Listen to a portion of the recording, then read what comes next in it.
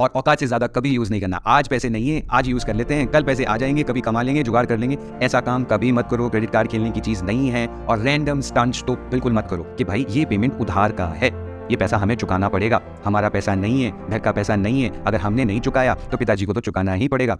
तो कैसे हैं आज आप लोग? आज का हमारा माहौल है क्रेडिट कार्ड्स पर। क्रेडिट कार्ड होते क्या हैं, क्या एडवांटेजेस हैं, डिसएडवांटेजेस हैं, नो कॉस्ट ईएमआई का लफड़ा है क्या एक्चुअली, हमें क्रेडिट कार्ड लेने से कुछ बेनिफिट मिलता है या जो भी इशू कर रहा है या इन्वॉल्विंग पार्टीज़ है, जो भी बीच की पार्टीज़ है, उनको सबसे ज़्यादा बेनिफिट मिलता है, क्यों बैंक इतनी उतावली है आज क्रेडिट कार्ड हमें देने के लिए, इन सब के बारे में आज हम बात करने वाले हैं। मेरा नाम है सी अभिषेक, आप ट्यून इन है द वेल्थ विजडम चैनल में मेरे साथ। चलिए आज का माहौल बनाते हैं। अब क्रेडिट कार्ड है क्या? क्रेडिट कार्ड एक तरीके का प्लास्टिक कार्ड होता है। क्रेडिट कार्ड के नाम से ही पता चल रहा है कि क्रेडिट और कार्ड, क्रेडिट का मतलब उधार। अब उधार देता कौन है भाई? हमें उधार देने वाला होता है इस क्रेडिट कार्ड की फॉर्म में, वो है बैंक। ठीक है, बैंक हमें क्रेडिट कार्ड इशू करता है। अब किस बेसिस पे करता है? आपके पैन, आधार और क्रेडिट स्कोर के बेसिस पे। अब ये साला क्रेडिट स्कोर की चिड़िया कहाँ से आई? क्रेडिट स्कोर के बारे में जानने से पहले सबसे पहले हम ये जान लेते हैं कि क्रेडिट स्कोर एक तरीके का ग्रेडिंग सिस्टम होता है। ठीक है, ये ग्रेडिंग सिस्टम रेंज करता है 300 से लेकर 900 के बीच में। अगर आप 300 से 700 के बीच में है तो आपका क्रेडिट स्कोर होता है लो। ठीक है, 700 से 750 के बीच में तो फेयर, और उसके बाद 750 से 800 के बीच में गुड, और 800 अबव जो भी है वो एक्सीलेंट। ठीक है, अब ये जो मार्किंग होती है बैंक्स को सिबिल के थ्रू मिलता है। सिबिल एक कंपनी है जो क्रेडिट स्कोर आपका जनरेट करती है। ठीक है, अब ये क्रेडिट स्कोर जो जनरेट हुआ है ये किस बेसिस पे जनरेट होता है? आपके पास्ट रिकॉर्ड्स के बेसिस पे। जो भी आपने पास्ट में अनसिक्योर्ड लोन्स ले रखे हैं या सिक्योर्ड लोन्स ले रखे हैं, सबसे ज़्यादा क्रेडिट स्कोर जो इफेक्ट करता है वो अनसिक्योर्ड लोन्स की वजह से करता है, क्योंकि ये सबसे ज़्यादा और जल्दी इफेक्ट आता है उसमें इस अनसिक्योर्ड लोन्स की वजह से। ओके, अब अनसिक्योर्ड लोन्स होते क्या हैं? जैसे कार लोन आपने लिया जिसके पीछे आपने कोई सिक्योरिटी नहीं रखी, वही अनसिक्योर्ड लोन्स होते हैं और इसका इफेक्ट सबसे ज़्यादा होता है। अब ये मार्किंग जो हमने 300 से लेकर 900 के बीच में ली है, ये मार्किंग होती कैसे? ये मार्किंग जनरेट होती है पास्ट रिकॉर्ड्स जो कि हमने बताए। अगर आपने टाइमली इंस्टॉलमेंट्स अपने पेमेंट किए हैं, टाइमली लोन्स के पेमेंट किए हैं, कोई भी स्किप नहीं किया है, तो आपका उस बेसिस पे ये जो रेंज है 300 to 900 ये सेट होता है। अब इस बेसिस पे आपको बैंक क्रेडिट लिमिट सैंक्शन करता है जो कि आपके क्रेडिट कार्ड में आता है। ये क्रेडिट लिमिट जो होती है इसी के बेसिस पे आप अपनी सारे जो भी स्पेंड्स हम करते हैं, जो भी पेमेंट्स हम करते हैं, इस क्रेडिट लिमिट के अंडर करते हैं। अब आपका क्रेडिट स्कोर के बेसिस पे ये जो बैंक है ये क्रेडिट लिमिट सेट कर देता है और क्रेडिट लिमिट के साथ में आपका कार्ड इशू हो जाता है। और कंग्रेचुलेशंस, आपके पास में इसी बेसिस पे क्रेडिट कार्ड का सफर शुरू होता है। तो अब देखने वाली बात ये है कि ये इतना कॉमन और पॉपुलर कैसे है आज के तारीख में। आज हर दूसरे आदमी के पास में क्रेडिट कार्ड किसी ना किसी बैंक या किसी ना किसी कंपनी या फाइनेंशियल इंस्टीट्यूशन का होता ही होता है। अब ये देखने वाली बात है कि ये इतना कॉमन और पॉपुलर क्यों है, तो बताऊं क्यों है? जस्ट बिकॉज ऑफ बैंक्स की वजह से। बैंक ने ही आपको और मुझे ये आदत डाली कि क्रेडिट कार्ड यूज करो भाई, सारे ऑफर्स और कैशबैक्स के आप बारे में यूज करो ना, प्रॉब्लम कहाँ आ रही है? और ये इनके एजेंट्स आपको मोस्टली कॉमन प्लेसेस पे मिल जाएंगे जहाँ से आप क्रेडिट कार्ड आसानी से इशू करवा सकते हो, जैसे पेट्रोल पंप हुआ, आपके डिपार्टमेंटल स्टोर्स हुए, या कोई सैलून हुआ, और भी बहुत सारी जगह जिनके बारे में मुझे तो पता नहीं है, आपको ज़रूर पता होगा क्योंकि ये लोग हर जगह अप्रोच करते हैं। मुझे कमेंट करके ज़रूर बताओ कि और कौन कौन सी जगह जहाँ से क्रेडिट कार्ड के एजेंट्स आपको मिल जाते हैं। अब ये तो देखने वाली बात है यार कि क्रेडिट कार्ड की बेनिफिट्स क्या हमें मिल रहे हैं या बीच में जितने भी इन्वॉल्विंग पार्टीज हैं उन सबको भी मिल रहे हैं। तो भाई ये सच है कि ये विन विन सिचुएशन है। ये जो बैंक्स हैं यूजर का इतना अच्छा एक्सपीरियंस देते हैं कि उनको लगता है कि उनकी भी विन हो रही है और सामने वाले जो भी इन्वॉल्विंग चैनल्स हैं उनकी तो विन होनी है ही। इसमें तो कोई देखने वाली बात ही नहीं है। अब इन्वॉल्विंग पार्टीज होती कौन है उनके बारे में अपन जान लेते हैं। पहला होता है इश्यूअर बैंक, दूसरा होता है नेटवर्क कंपनी, तीसरा होता है एक्वायरिंग बैंक और चौथे होते हो आप। अब इनके बेनिफिट्स इंडिविजुअल बेसिस पे हम डिस्कस करने की कोशिश करते हैं ताकि आपको समझ में आए कि ये चीज़ होती एक्चुअल बेनिफिट है किसको, और सही तरीके से ये एक्सप्लेन करने की मैं कोशिश करता हूँ। पहला होता है इश्यूअर बैंक। फॉर एग्जाम्पल आपके पास में आईसीआईसीआई बैंक का क्रेडिट कार्ड है। लेट्स से अपन 10,000 रुपीज़ का एक एग्जाम्पल ले लेते हैं। 10,000 रुपये का आपने कोई चीज़ परचेज करना है, किसी को कोई गिफ्ट करना है, इलू इलू वाला गिफ्ट करना है, लेट्स से हम ये वाला एग्जाम्पल ले लेते हैं। ओके, अब ये गिफ्ट लेने के लिए हम पर्टिकुलर किसी स्टोर पर जाते हैं, आपके पास में है ICICI बैंक का क्रेडिट कार्ड जो कि है इश्यूअर बैंक। ओके, अब ये कार्ड जब हम स्वैप करते हैं तो वो 10,000 रुपीज़ का जो स्वैप होगा, वो 10,000 रुपीज़ का स्वैप होने के बाद में जो पर्टिकुलर एक्वायरिंग बैंक है जिसका वो शॉप है, ठीक है, जो शॉप ओनर्स के अकाउंट में जो पेमेंट जाने वाला है वो जनरली 3 या 5% कटकर पेमेंट होता है। ठीक है, जैसे 10,000 रुपीज़ का आपने स्वैप किया तो अगले के पास में 9,700 या 9,500 रुपये के आसपास का अकाउंट में क्रेडिट होता है।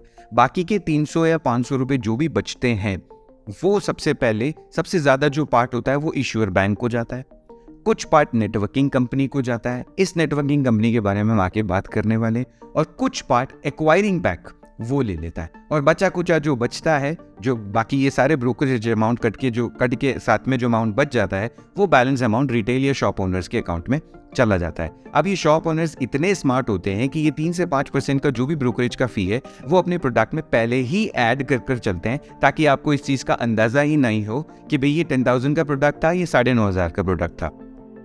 अब आप कार्ड को जो 10,000 का जो अपन ने स्वैप किया, आपको क्या बेनिफिट मिला, आपने क्यों कार्ड यूज़ किया? कार्ड यूज़ करने का सबसे मेन इंपॉर्टेंट एस्पेक्ट होता है इसके अंदर कोई भी ऑफर या कैशबैक, या आपके पास में पैसे नहीं होना अभी, ताकि पे लेटर का हम ऑप्शन यूज़ कर सकें। जनरली कोई भी क्रेडिट कार्ड कंपनी जो है 30 to 45 डेज का क्रेडिट टाइम देती है, जो कि इंटरेस्ट फ्री टाइम है। अब ये सारे ब्लॉक होते हैं, सबको विन विन सिचुएशन हो रही है, आपको मिल गया टाइम, आपको मिल गया कोई ऑफर और कैशबैक, और इन सारे इन्वॉल्विंग चैनल्स को मिल गया क्या, ब्रोकरेज या कमीशन। अब बात कर लेते हैं नेटवर्क कंपनीज के बारे में। नेटवर्क कंपनीज होती क्या है? आपने कोई भी कार्ड देखा होगा, क्रेडिट कार्ड, उसमें वीज़ा या मास्टर कार्ड या रुपे या अमेरिकन एक्सप्रेस की टाइप की कंपनीज का नाम मेंशन होता है। इनमें सबसे ज़्यादा पॉपुलर है वीज़ा और मास्टर कार्ड। ठीक है, वीज़ा का आज का जो 2022 का जो वैल्यूएशन है, उस कंपनी का वैल्यूएशन है 2,931 करोड़, वो भी डॉलर्स में, और जो मास्टर कार्ड का वैल्यूएशन है वो है 2,224 करोड़, वो भी USD में।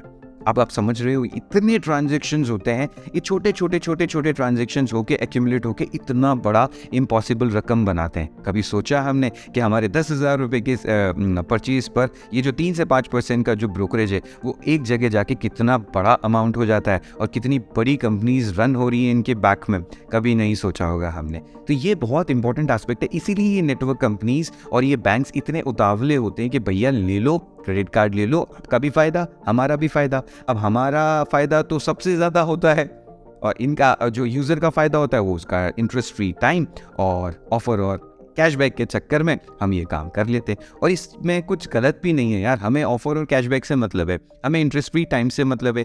एक बार तो जुगाड़ हो ही जाता है ना पैसे का, क्या दिक्कत है, सामने वाला कितना भी गवाए उससे अपने को लेना देना क्या। अब नेटवर्क कंपनीज कैसे काम करती है, अगर इसके बारे में आप डेडिकेटेड वीडियो चाहते हो तो प्लीज़ कमेंट करके बताओ, हम इसके बारे में ज़रूर डेडिकेटेड वीडियो बनाना चाहेंगे। अब इतने सारी चीज़ों के बारे में बात कर लिया, कुछ एडवांटेजेस के बारे में भी बात कर लेते हैं। एडवांटेजेस में जनरली हमने सारी चीज़ें पहले डिस्कस कर ली है, सिर्फ एक चीज़ रह गई है, वो है रिस्क।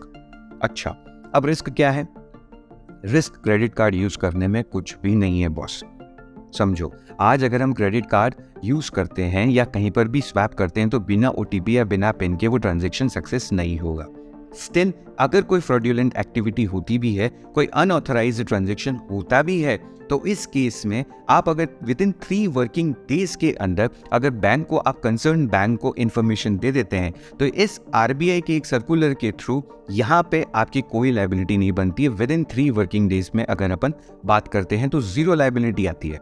ओके, ये रिस्क फ्री का एक कंसर्न बना। दूसरा, कहीं क्रेडिट कार्ड्स पे वाईफाई का ऑप्शन होता है जहाँ पे आप 5,000 तक विदाउट पिन या विदाउट किसी OTP के आप ट्रांजेक्शन कर सकते हो। तो ज़्यादा से ज़्यादा फ्रॉड, अगर कहीं कार्ड खो भी गया या गिर भी गया तो वाईफाई के थ्रू अगर कोई वर्कआउट भी करता है तो 5,000 से ज़्यादा ट्रांजेक्शन वैलिड नहीं होगा। तो ये भी एक तरीके का रिस्क फ्री एक फैक्टर होता है जहाँ पे अपन क्रेडिट कार्ड यूज़ करना ठीक रहता है। कुछ डिसएडवांटेजेस भी डिस्कस कर लेते हैं। सबसे पहला आता है इंटरेस्ट, ब्याज। अब सर आपने तो मुझे बताया था कि इसके अंदर 30 से 45 दिन तक कोई ब्याज नहीं लगता, भाई उसके बाद का क्या?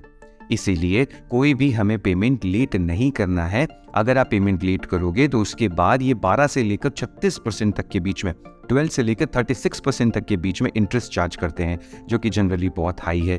और जनरली लोग ये अमाउंट बोल ही जाते हैं कि भाई कोई इंस्टॉलमेंट ड्यू चल रही है या क्रेडिट कार्ड का पेमेंट ड्यू चल रहा है, इसीलिए बैंक इस अमाउंट से सबसे ज़्यादा कमाते हैं। दूसरा है लेट पेमेंट फ़ी।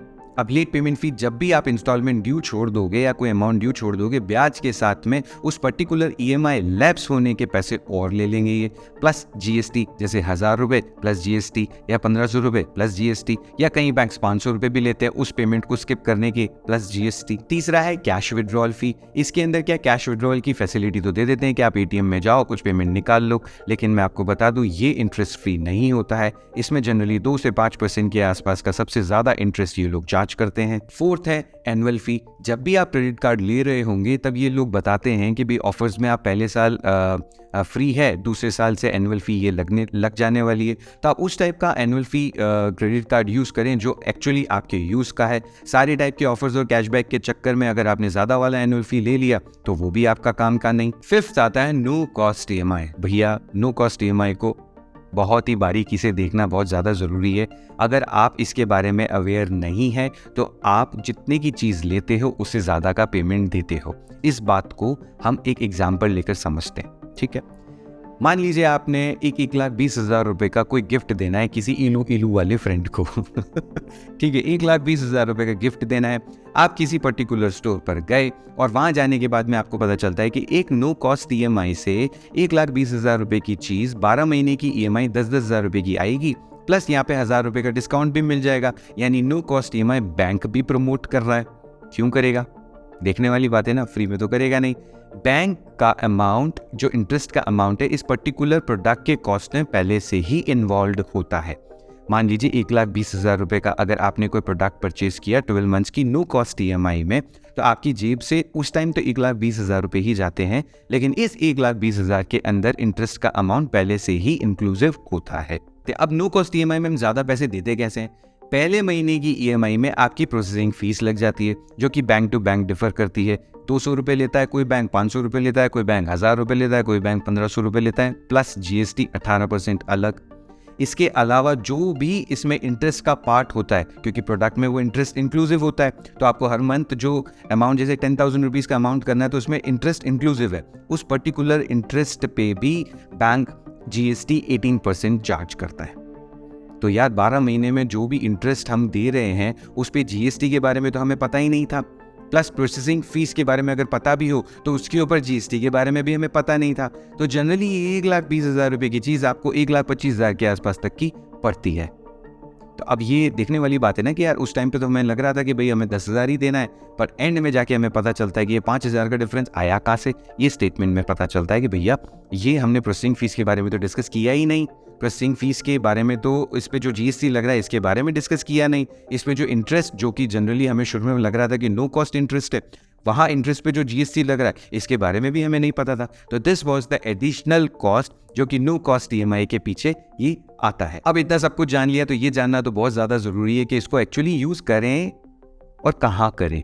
तो भाई मैं ये बता देता हूँ कि कहाँ यूज़ नहीं करना है। सबसे पहला, इलू वाले गिफ्ट को क्रेडिट कार्ड से पेमेंट कभी मत करो, क्योंकि आपके पास में जिनको भी आप गिफ्ट कर रहे हो वो रहे या न रहे, ये ईएमआई तो आपको चुकानी ही पड़ेगी।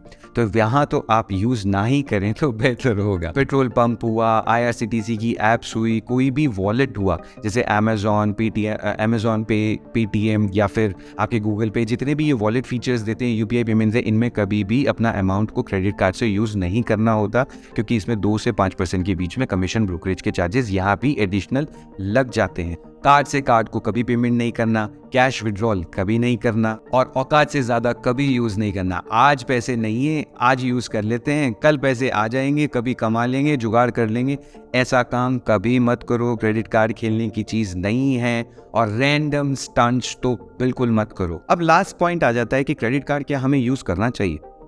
अगर आप डिसिप्लिन्ड हो और अगर आप मन से ये समझो कि भाई ये पेमेंट उधार का है, ये पैसा हमें चुकाना पड़ेगा, हमारा पैसा नहीं है, घर का पैसा नहीं है, अगर हमने नहीं चुकाया तो पिताजी को तो चुकाना ही पड़ेगा। और पिताजी को जहाँ क्रेडिट कार्ड का पेमेंट चुकाना पड़ा, आपके इलू इलू वाले गिफ्ट वाले पेमेंट्स, तो भैया गालियाँ पड़ेंगी, लात घूंसे भी पड़ेंगे वो अलग। तो अगर आप डिसिप्लिन्ड हो इसके रिगार्डिंग, तो क्रेडिट कार्ड हमेशा से ही फ़ायदे का सौदा है। क्रेडिट कार्ड हमें यूज़ करना चाहिए, बट वो पेमेंट हमें ये समझना चाहिए कि वो उधार का पेमेंट है, हमारा पैसा नहीं है, आपके जेब में पैसा नहीं जाएगा, वो सिर्फ प्रोडक्ट्स और शॉपिंग में ही काम आ रहा है जो कि उधार का पैसा है। इस बात को समझ लो। अगर आप डिसिप्लिन्ड हो तो आप क्रेडिट कार्ड बेशक यूज़ करो, क्योंकि यहाँ पे आपको टाइम मिल जाता है 30 to 45 डेज़ के लिए। ये एक अपने आप में बहुत अच्छा प्लानिंग स्ट्रक्चर है जिसको आप यूज़ कर सकते हो। इसके अलावा यहाँ नो कॉस्ट EMI भी विन विन सिचुएशन है। हमें क्या पड़ी है कि यार 1,20,000 में ब्याज जुड़ा हुआ है कि नहीं, हमने तो प्रोडक्ट की कॉस्ट देखी ना, तो ये भी एक तरीके से विन विन सिचुएशन ही है। भाई आज 1,20,000 चुकाने, 12 महीने में भी 1,20,000 चुकाने, बशर्ते हम वो जो कॉस्ट है उसको एडिशनल ऐड कर चलें और तो फ़ायदे की चीज़ आपको लगती है तो बेशक आप क्रेडिट कार्ड यूज़ करो। आजकल तो वैसे भी बैंक्स के काफ़ी अच्छे क्रेडिट कार्ड्स अवेलेबल हो गए हैं जिनमें काफ़ी डेडिकेटेड ऑफर्स और कैशबैक्स आते हैं, तो क्रेडिट कार्ड यूज़ करने में कोई दिक्कत नहीं है। मेरा नाम है CA अभिषेक, आप ट्यून इन थे द वेल्थ विजडम चैनल में मेरे साथ। आपके वक्त और फीडबैक के लिए शुक्रिया।